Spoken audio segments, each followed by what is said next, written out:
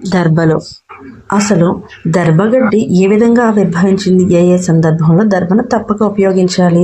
కూర్మ పురాణం ప్రకారం విష్ణుమూర్తి కూర్మ అవతారంలో మందర పర్వతాన్ని మోస్తున్నప్పుడు ఆ పర్వత రాపిడికి కూర్మ వంటి మీద ఉండే కేశములు సముద్రంలో కలిసి అవి మెల్లగా ఒడ్డుకు కొట్టుకుని పోయి కుసుముగా మారాయని, అమృతం వచ్చినప్పుడు కొన్ని చుక్కలు ఈ కుస అనే గడ్డి మీద పడటం వల్ల వాటికి అంత పవిత్రత సంతరించుకుందని చెప్పబడింది.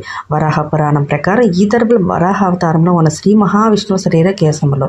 అసలు దర్భ అనే పదం వినగానే మనకు గుర్తుకొచ్చేది గ్రహణకాలం. ఆ సమయంలో అన్నింటి మీద దర్భను ఉపయోగించడం మనకు అలవాటు.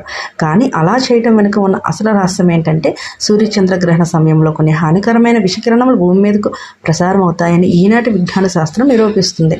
ఇలాంటి వ్యతిరేక కిరణాలు దర్భల కట్టల మధ్యలోంచి దూరి వెళ్ళలేకపోతున్నాయని ఇటీవల కొన్ని పరిశోధనలో కూడా తేలింది. Thank you watching. వెళ్తూ సబ్స్క్రైబ్ చేసుకోవడం మర్చిపోకండి. Thank you.